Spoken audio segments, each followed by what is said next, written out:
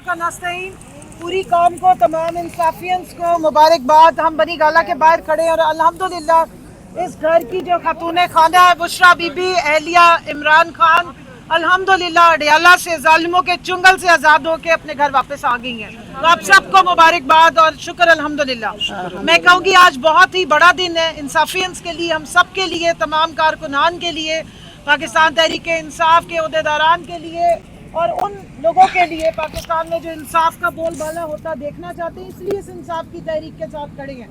बुशरा बीबी के लिए सिर्फ इतना कहूँगी कि आफरीन है कि एक खातून जो है वो अपने वफा का पेकर है, जो अपने खानन के साथ एक हक पे, सच पे, इंसाफ की तहरीक पे, हकीकी आज़ादी की तहरीक के लिए तमाम तकलीफ़ों, मुसीबतों, परेशानियों, नारवा रखे गए सलूक के बावजूद डट गई। जिस किस्म का सियासी और इंतकाम का उनको निशाना बनाया गया, सारी दुनिया ने देखा और दिखाया कि की हिस्ट्री का सबसे गलीज तरीन केस, इद्दत केस जैसा केस अदालतों में उछाला गया,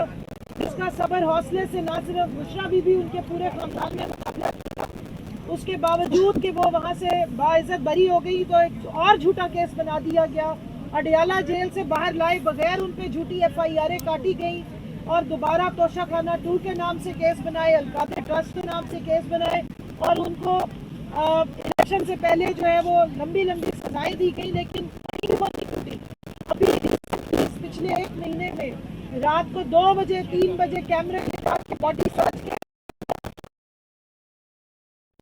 खातून की तस्लील करने की कोशिश की गई, उनका पर्दा खुलवा के